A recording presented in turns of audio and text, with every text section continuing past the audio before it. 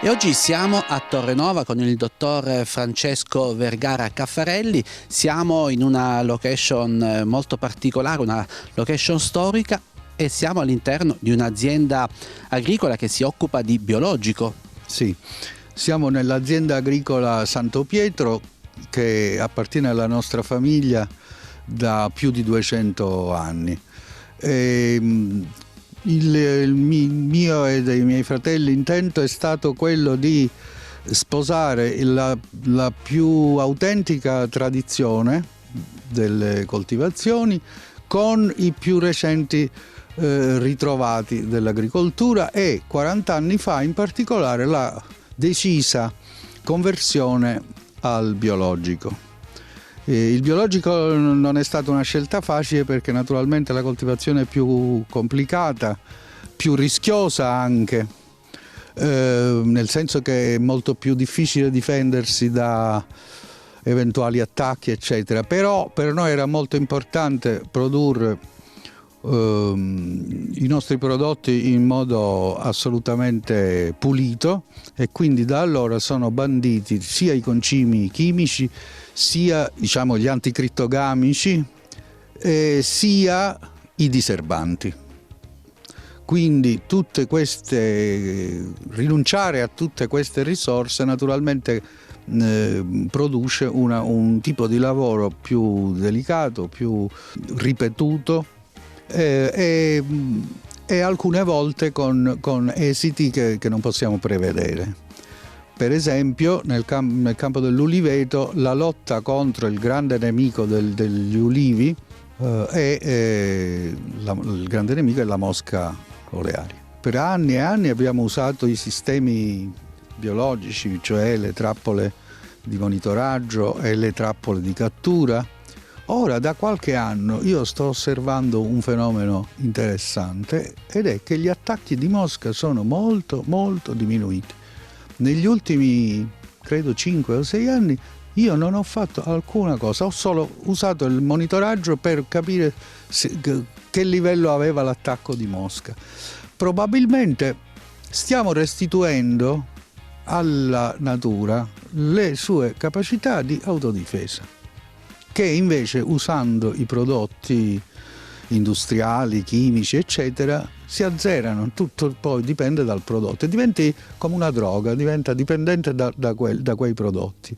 Invece così la natura si difende da sola, certo una piccola percentuale di attacco di mosca c'è, ma quello fa parte della fisiologia della campagna. La conferma che puntare sul biologico significa innanzitutto tutelare l'ambiente, ma anche poi preservare la nostra salute. Salute, certo. Le dicevo, ci tenevamo a produrre un olio che oltre ad essere molto buono, questo lo dice qualunque produttore ritiene che il suo olio sia il migliore, ma non è così. In Sicilia c'è olio meraviglioso da tutte le parti e ci sono varietà. Noi abbiamo qui le varietà che costituiscono la DOP Valdemone, cioè la Sant'Agatese, la Crastise o Oglialora Messinese e la Minuta di Naso. Questo produce un olio che quindi è un blending, non è un olio monovarietale. E le percentuali di blending non le facciamo noi, le hanno fatte i nostri antenati piantando gli ulivi. Infatti c'è un 70-75% di Sant'Agatese, un 10-12% di Oglialora Messinese e la restante parte di Minuta di Naso. Queste tre varietà hanno caratteristiche abbastanza diverse. La Sant'Agatese dà il corpo, è più robusto. L'Oglialora Messinese dà una certa leggerezza, anche se l'Oglialora Messinese è un'ottima oliva da schiacciare.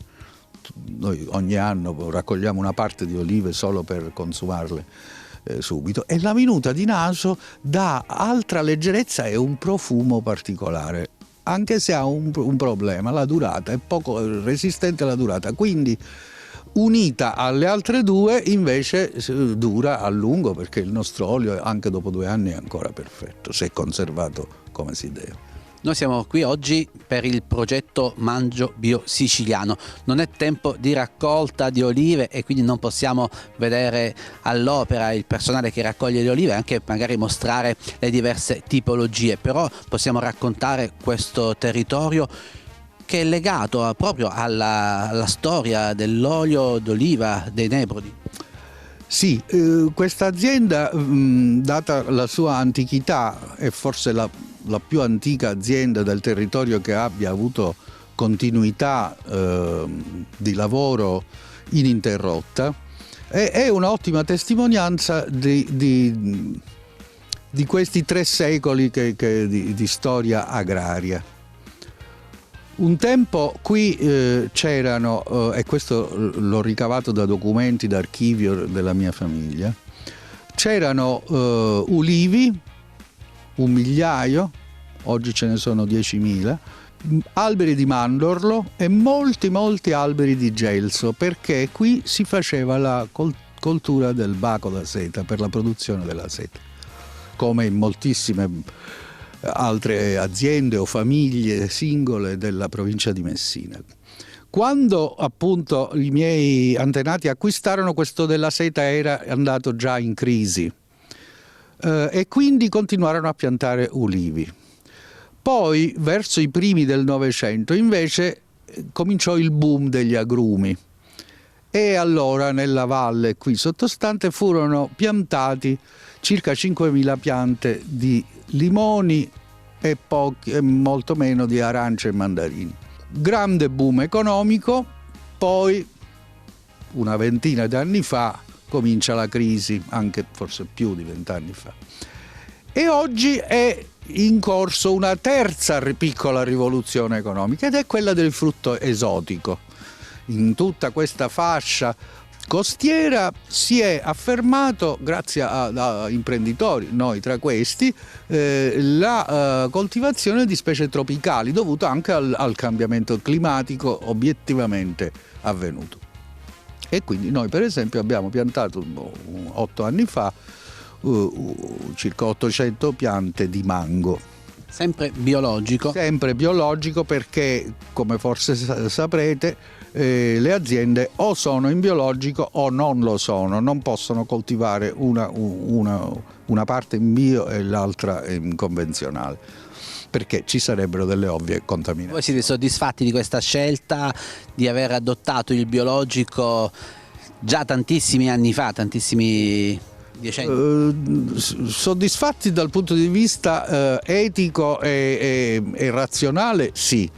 Dal punto di vista strettamente economico devo dire che il mio orizzonte è che questa grande azienda continui a vivere e si autoalimenti. Sia io che i miei fratelli abbiamo fatto altri lavori nella vita, quindi diciamo l'importante per noi è che continui a vivere, che continui a dare lavoro, anche perché c'è gente che lavora qui,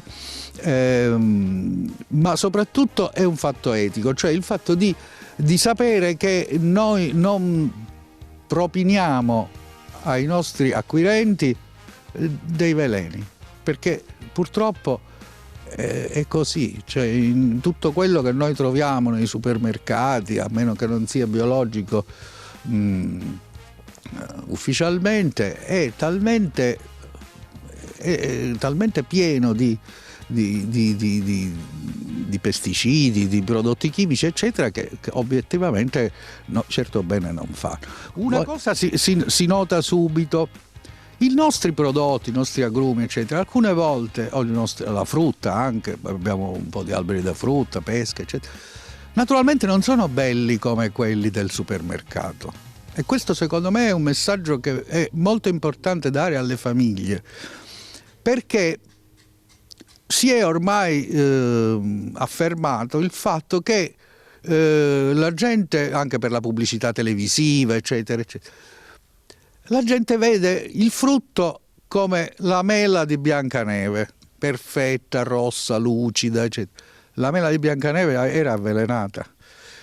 Noi trattiamo come gli altri i frutti, anche se hanno delle piccole imperfezioni, anche se quando hanno delle parti che sono troppo mature le togliamo e facciamo poi marmellata.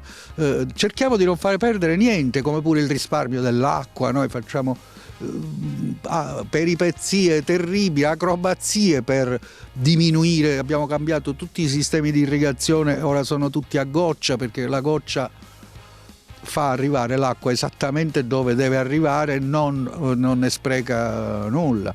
Non solo, ma permette anche di fare la concimazione con i concimi biologici in forma liquida che si immettono nel sistema, e quindi si può fare la idroconcimazione.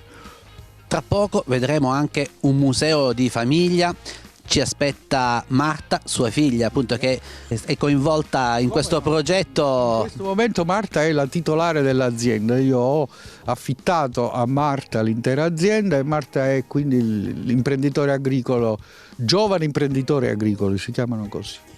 Tra poco quindi andremo a incontrarla, sappiamo già che ci aspetta per mostrarci qualcosa di veramente speciale, ma intanto raccontiamo ancora questo luogo. Qui cosa vediamo? E poi sappiamo che dietro le sue spalle c'è anche il luogo dove vi era il frantoio.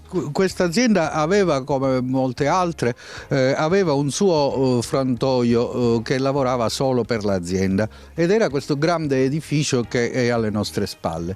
Poi questo, durante un progetto che abbiamo fatto con il PSR di qualche anno fa, qui abbiamo creato una aula didattica proprio per l'attività didattica, e la grande pressa, che è una pressa della Fonderia Oretea del 1884, e questa macina le abbiamo messe qui come simbolo, come conservazione della memoria di quello che si faceva qui, e che, andando poi al chiamato Museo dell'Olio, che poi è l'ex magazzino dell'olio,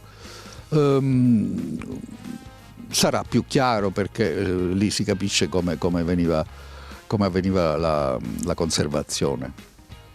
Abbiamo anche un altro pezzo storico proprio qui davanti, l'abbiamo visto poco fa. Sì, perché nel corso del tempo naturalmente le macine sono cambiate. Ce n'è una che io chiamo la macina arcaica, perché è costituita da tanti blocchi scavati a mano che formano una rotaia in cui si versavano le olive, e poi un asino con due molazze girava sull'asse e le schiacciava.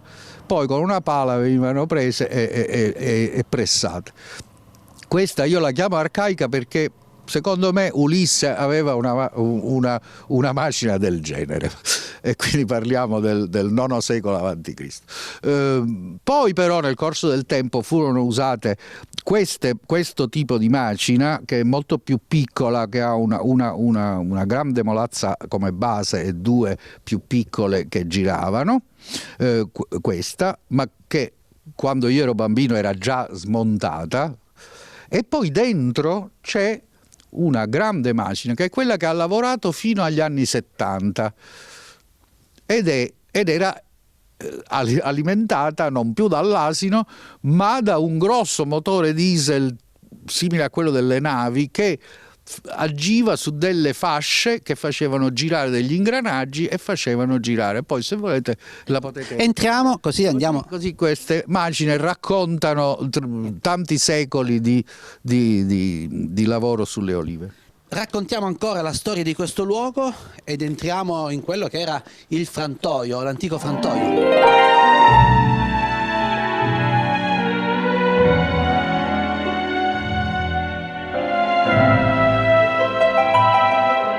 E siamo entrati in questo antico frantoio dove rimane questa macina, una macina che veniva alimentata da dei motori diesel. Sì, appunto, come dicevo, questa è l'ultima macina che ha lavorato in azienda fino ai primi anni 70. Era alimentata appunto da un grosso motore diesel che faceva funzionare delle fasce che facevano girare questi ingranaggi e quindi le ruote. È interessante quell'elemento lì, questo scivolo, perché le olive venivano ammassate in un grande magazzino che c'è al primo piano, E poi, cosa che oggi naturalmente non si farebbe mai perché è cambiato tutto da questo punto di vista, venivano ammassate lì e poi con una pala venivano spinte in questo scivolo che le faceva cadere direttamente nella macina, e poi dalla macina poi usciva le olive schiacciate da quella bocca, si riempivano dei fiscoli che erano dei dischi di canapa, si formava una torre di questi dischi intercalati da dischi di ferro, si formava una torre alta un po' più di 1 metro, e poi questa torre di dischi con questa poltiglia di olive schiacciate veniva messa sotto la pressa di cui parlavo prima, da cui poi direttamente proveniva l'olio, ma non puro, perché quando si schiacciano le olive, l'oliva contiene una parte di acqua che si chiama acqua di vegetazione. Quindi c'era un pozzetto qui in questa sala che si riempiva bisognava aspettare, perché, come sapete, l'olio viene a galla e l'acqua resta sotto. A quel punto c'era il capo degli operai del frantoio, che veniva chiamato curatolo, e il curatolo viene dal latino curat oleum, perché era il responsabile. Questi, con un recipiente appena concavo, piuttosto aperto, delicatamente prendeva l'olio dalla superficie e lo versava in altri contenitori.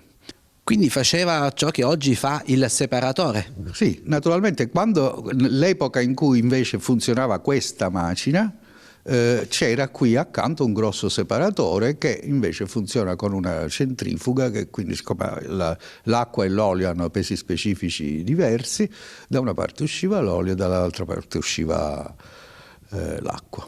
E l'acqua e il residuo di pressatura veniva poi convogliato in 2 pozzetti che ci sono fuori, coperti, e questo veniva usato come fertilizzante. Non si perdeva niente, la logica era non perdere neanche una goccia.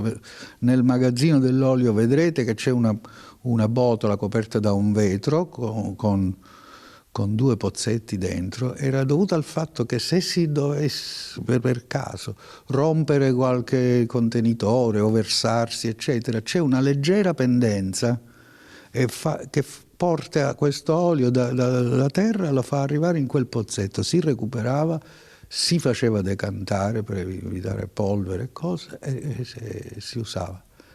L'olio era così prezioso a quell'epoca che pensate che quando nel contratto di acquisto quei 1000 alberi di ulivo valgono più della metà di tutto il resto, fabbricati, strade, altri alberi, acque, sorgive, insomma, è una proprietà di 54 ettari. Più della metà del valore era costituita da questi 1000 alberi di ulivo. Voi avete voluto preservare questo luogo, la memoria di questo luogo, e raccontarlo anche alle future generazioni, quindi in particolare ai bambini. Ecco, proprio a loro si rivolge anche questo progetto, il progetto Mangio Bio Siciliano. Ma avete voluto mantenere ancora in vita questo luogo continuando a produrre l'olio. Abbiamo detto olio biologico, ma come si fa poi a preservare le qualità di questo olio, ecco, attraverso i nuovi impianti, gli impianti di nuova generazione? Sì, intanto appunto abbiamo piantato altre migliaia di alberi e continuiamo sempre a coltivare quelli secolari con regolari potature, eccetera, e questo è molto importante per mantenere la salute della pianta, perché una pianta sana produce un olio sano, se raccolto per esempio al momento giusto, naturalmente. Poi una volta portata al frantoio si deve stare molto attenti, bisogna molire le olive immediatamente, entro le 24 ore, e il trasporto non si fa più assolutamente con i sacchi o come si usava prima, ma in cassette con i buchi quindi areate.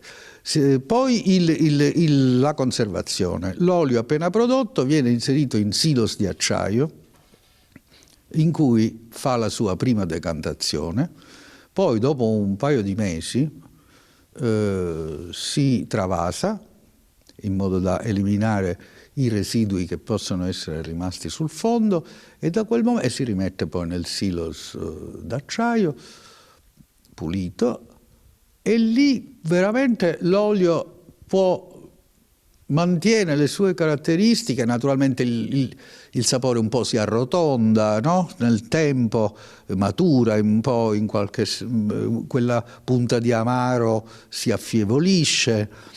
Però io per esempio io per casa mia amo utilizzare l'olio dell'anno prima perché ancora è perfettamente buono e anzi lo trovo più rotondo, più attenuato.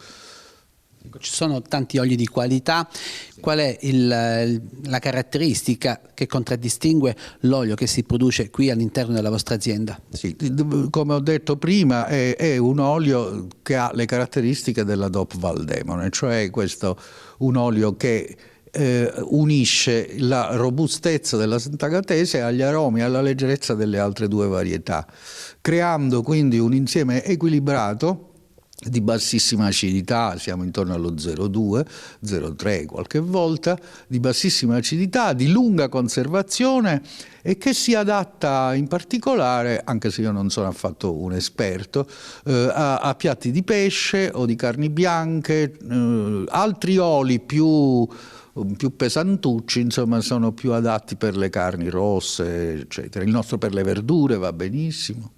L'auspicio è che le famiglie portino a casa prodotti di qualità, mettino a tavola prodotti di qualità e prodotti biologici quando è possibile e quindi che si possa anche consumare qualcosa di buono per i più piccoli, perché bisogna crescere mangiando cose genuine. Certo, io le posso dire che ricordo che quando ero bambino e soprattutto quando venivamo per lunghi mesi qui in campagna, la nostra prima colazione era di pane abbrustolito con l'olio. Ora, questo ai bambini di oggi sembrerà una bestemmia, perché ci sono 50 anni di battage pubblicitario e di abitudini ormai consolidate sulla colazione dolce, no? Biscotti, insomma, tutte cose, torte, cornetti, eccetera. Ebbene, questa è una cosa recente, è bene saperlo. Il pane e olio è una delle cose più salutari e più energetiche che esistono. Magari con un po' di sale, un po' di pepe, no, magari per i bambini no, un po' di origano. E questo io trovo che è veramente importante. Le famiglie però devono capire che devono avere la certezza di comprare un prodotto veramente di qualità e questo alle volte vuol dire spendere qualche euro in più. Io questo lo devo dire sinceramente perché purtroppo ogni tanto vedo in giro olio presunto biologico a prezzi che diciamo sono inferiori a quello dell'olio di macchina e questo deve subito accendere un campanello d'allarme perché vi assicuro che non è possibile produrre dell'olio buono a quei prezzi. Poi se si acquista un prodotto siciliano o comunque un prodotto a chilometro zero si sostiene anche l'economia del territorio, l'economia locale. Senza dubbio, senza dubbio. Ovviamente io parlo dell'olio siciliano che è fra i migliori del mondo, quindi non è che facciamo un sacrificio. Noi andiamo a valorizzare un prodotto che da secoli e secoli è tra le caratteristiche di della dieta mediterranea che insomma per la Sicilia è la dieta, cioè direi da millenni, ecco. All'interno di questa azienda agricola c'è anche un asinello che è collegato diciamo, al lavoro che veniva fatto dagli animali appunto nella produzione agricola e poi qua vicino abbiamo detto che c'è un magazzino che è stato trasformato in un museo. Queste due strutture erano collegate perché c'era una condotta. Sì, erano collegate e anzi gli antenati avevano progettato molto bene le costruzioni in epoca in cui non c'era né energia elettrica né forza motrice da motori, ma c'era solo la forza dell'uomo, la forza degli animali e la forza di gravità. E allora, basandosi sulla forza di gravità, il frantoio è ad una quota leggermente superiore rispetto al magazzino dell'olio, e un tubo di ghisa usciva fuori dal frantoio e portava l'olio direttamente nel magazzino dell'olio, che si trova appunto a una quota più bassa. Lì veniva raccolto dagli operai in contenitori più piccoli che poi servivano a riempire le giare che vedrete. Bene, sappiamo che ci aspetta Marta, noi la ringraziamo per averci illustrato questo luogo e magari la incontreremo poi più tardi per i saluti.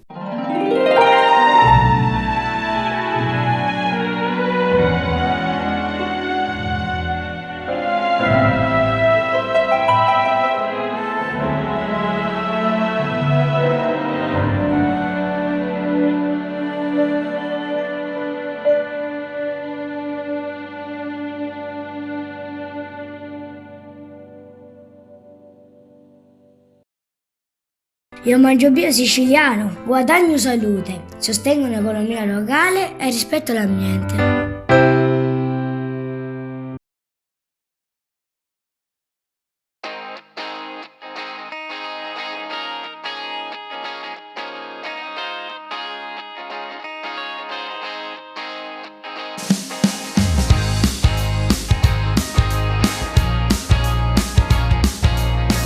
Marta, buongiorno, buongiorno. Qui abbiamo il magazzino che poi è un museo di famiglia.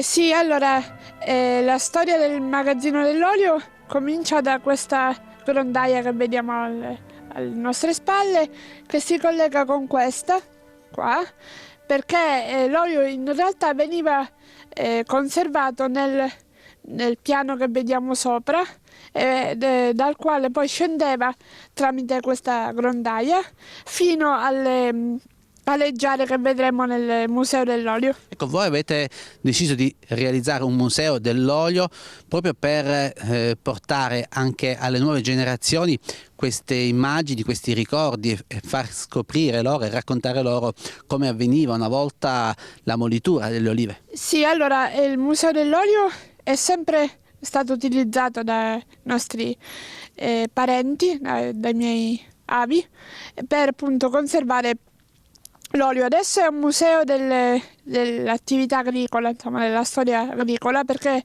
abbiamo anche conserviamo reperti insomma di altre attività, ora vedremo. Bene, accompagnici, quindi noi entriamo dentro a questo luogo che custodisce e racconta tanta storia.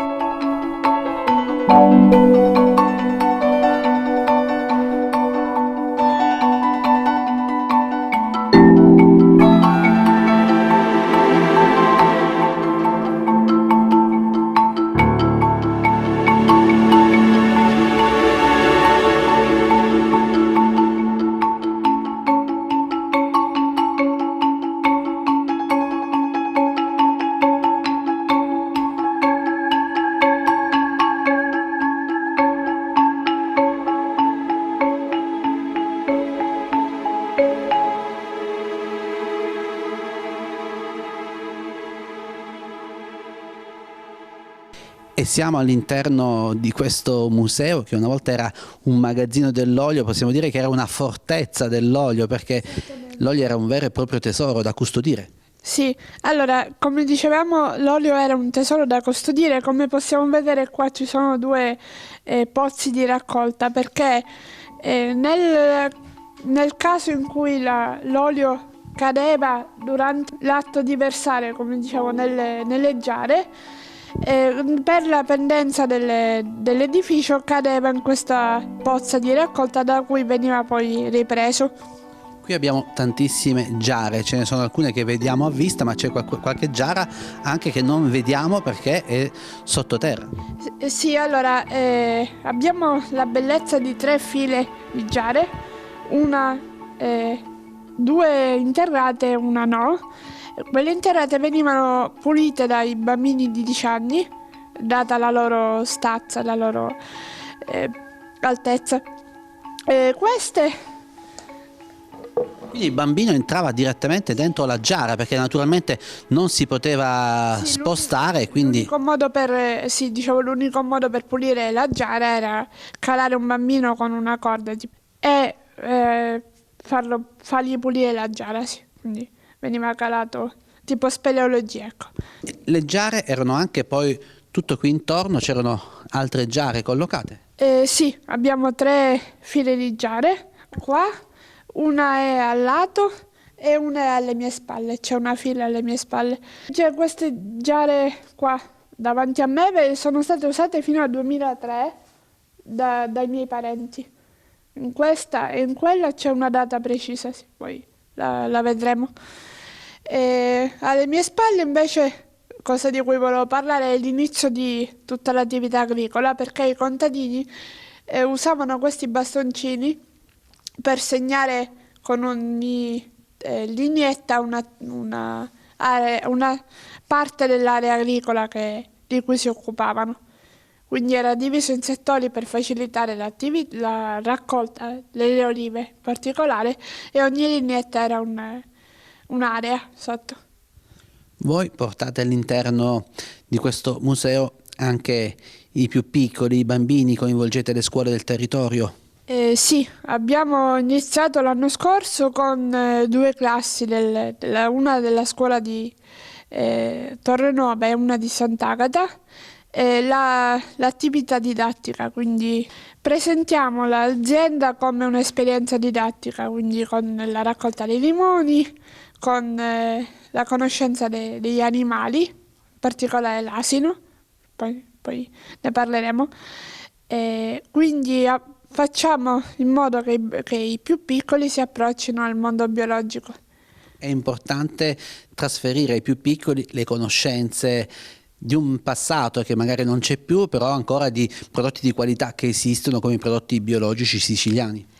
Sì, con l'avvento sempre maggiore della tecnologia si è notato che sia la stagionalità che l'aspetto del biologico sta scomparendo dalla società, insomma, dalla coscienza delle persone. Quindi avere il compito di riportarlo e di farlo scoprire può essere a volte difficile, ma la gratifica, insomma, la riconoscenza delle persone è incommensurabile.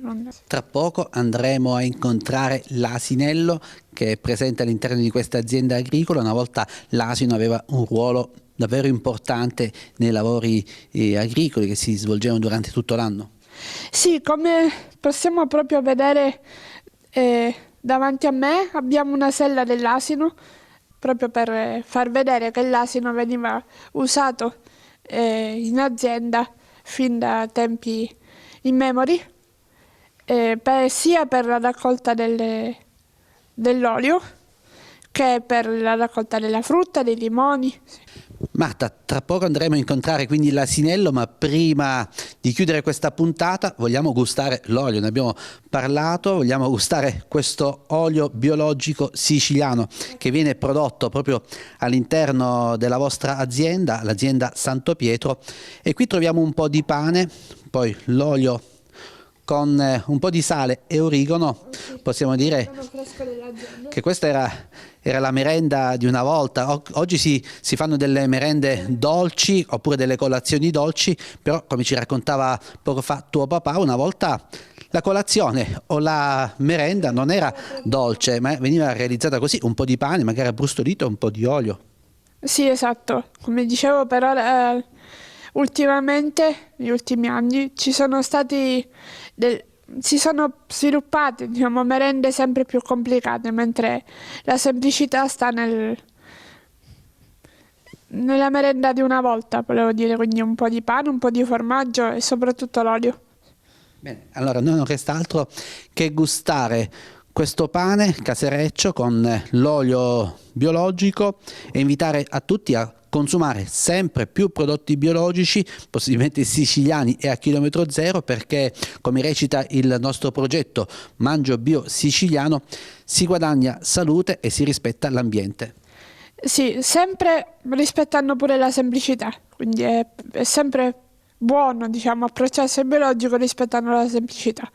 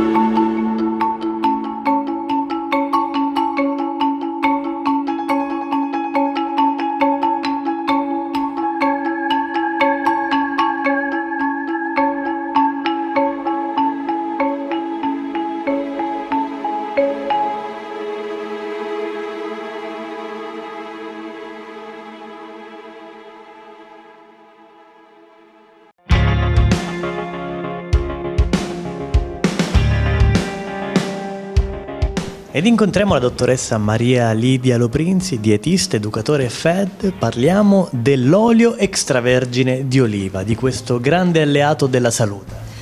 Assolutamente, il grande alleato della salute, il re della dieta mediterranea, l'unico grasso da condimento che deve essere utilizzato e che può essere utilizzato nella nostra alimentazione quotidiana. Ed è alleato della salute perché contiene grassi buoni, omega 6, omega 3, quindi acido oleico, linoleico, che ci permettono di purificare il nostro organismo, di eliminare tutte le tossine in eccesso e che ci permettono di proteggere il nostro apparato cardiovascolare.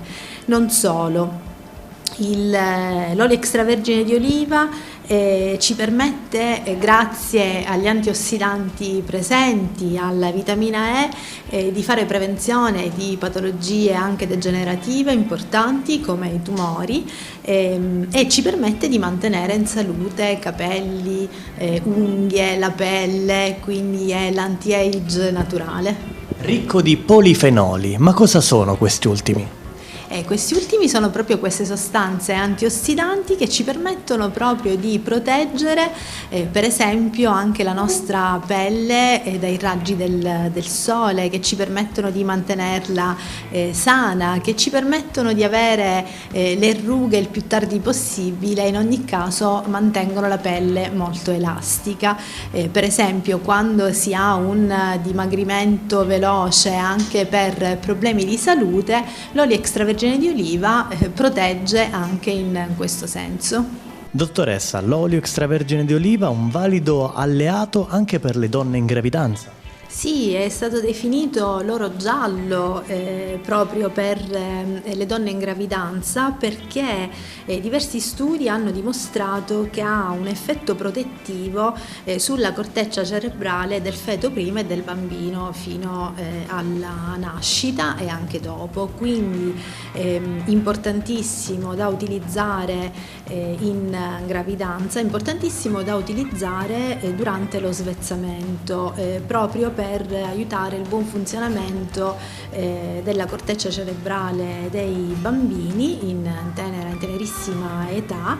È utile anche per le donne in gravidanza, non solo per la funzione che appunto ha sul feto, ma per la funzione che ha anche di protezione nei confronti della donna, perché chiaramente ha una funzione anche energizzante e ha anche una funzione di aiuto, di sostegno alla digestione. Tutti quanti sappiamo che durante la gravidanza si hanno problematiche relative alla stitichezza, alle emorroidi, per appunto il peso che portiamo in grembo, in termini proprio di chili, anche se non si dovrebbero superare i 13 kg a fine gravidanza, però chiaramente l'olio d'oliva ha un buon sostegno.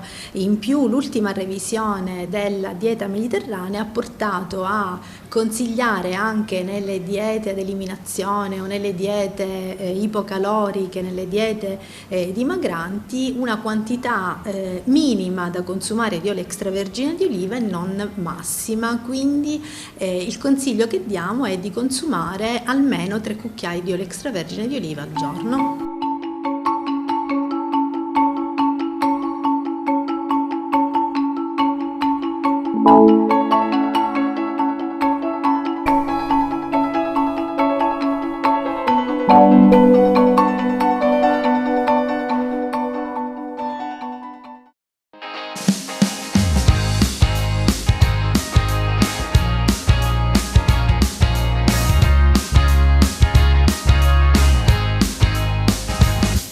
E abbiamo terminato questo nostro viaggio, questa nostra visita all'interno dell'azienda agricola, ma naturalmente noi ci salutiamo solamente con un arrivederci, perché presto vogliamo tornare qui dentro, perché abbiamo visto che c'è tanto e soprattutto c'è tanta storia, tanta ricchezza, ma tanta genuinità con questi prodotti biologici. Sì, sono felice della vostra visita, vi aspetto quando volete, perché effettivamente io ho tante storie da raccontare di questo posto che per noi, oltre che essere una attività economica, è soprattutto un luogo del cuore, e quindi diciamo siamo affezionati a queste mura, a queste pietre, a questi alberi e ai prodotti che riusciamo a ottenere. Qui siamo a pochi passi da San Marco d'Alunzio, uno dei comuni che fanno parte del circuito turistico Bella Sicilia, e c'è una trazzera, una vecchia trazzera che collega Torrenova con San Marco d'Alunzio, perché ricordiamo che Torrenova è un comune che nasce proprio dall'autonomia da San Marco d'Alunzio. Sì, era una frazione, infatti 40 anni fa eravamo in comune di San Marco d'Alunzio. San Marco è antichissimo. L'antica Alunzium era già municipium in epoca romana, e quella che noi oggi chiamiamo Reggia Trazzera era una via millenaria che collegava Alunzium con il mare. Ci sono testimonianze storiche importantissime che io ho studiato, addirittura Cicerone, nell'Actio Secunda contra Verrem, proprio parla esattamente di questo collegamento e di Verre che arriva lì per depredare Alunzium. La Reggia Trazzera è poi il luogo in cui accanto, poi nel Medioevo, fu costruito il San Pietro di Deca, il monastero bizantino. Quindi questa via di comunicazione mare-monte da Alunzium, poi San Marco d'Alunzio dopo l'epoca normanna, e il mare è veramente la spina dorsale di questa zona, è il luogo, la via di comunicazione su cui questa azienda ha vissuto per secoli, fino a quando poi a fine Ottocento, con la costruzione della statale, fu il portale che voi avete visto all'ingresso, fu smontato dalla trazzera e spostato lì, e costruito il ponte a 7 archi che voi avete visto. Cioè l'azienda si è riorientata in base alla nuova infrastruttura, che consentiva ovviamente una facilità di accesso, mentre invece fino a quel momento il suo focus era San Marco. Bene, Valentina, allora noi invitiamo tutti a scoprire questo territorio, a scoprire la Sicilia, i comuni del circuito Bella Sicilia, e naturalmente invitiamo tutti a gustare i prodotti siciliani, a mangiare biologico, a mangiare i prodotti di qualità, in particolare quelli provenienti dal territorio. E qui abbiamo il pane con l'olio, abbiamo il pane cunzato. Abbiamo questo ottimo olio arricchito da origano delle nostre campagne. L'origano ovviamente viene raccolto nel periodo estivo e poi conservato e essiccato per essere utilizzato durante tutto l'anno, non solo nel famoso salmoriggio per accompagnare pesce o carne come si usa fare nella cucina siciliana, ma anche così in semplicità per gustare del pane fresco, che immagino anche qui una volta venisse prodotto dalle massaie nel forno a legna settimanalmente, come era abitudine fare dalle nostre nonne. Ed ecco, semplice pane fresco, olio, un po' di sale, del pepe nero se si gradisce, e questa può essere una merenda, uno spuntino ideale un po' per tutti, sia grandi che piccoli. Ma vedo anche dei limoni, li abbiamo visti poco fa sugli alberi, Marta, ne abbiamo parlato. Anche questo era lo spuntino preferito forse dai nostri nonni. Durante una giornata di fatica molte volte ci si fermava, bastava allungare la mano, tendere la mano verso gli alberi, raccogliere dei limoni e poi tagliarli e condirli con un pizzico di sale per gustarli così in naturalezza, è vero? Proviamo a tagliarne uno. Tra l'altro, trattandosi di un prodotto biologico, è chiaro che questi limoni possono avere 1000 usi in cucina. Possiamo usarli ad esempio per delle deliziose marmellate che, oltre a sfruttarne la polpa, possono vedere anche l'utilizzo della buccia per un aroma molto più carico e un gusto che sicuramente può essere eccezionale.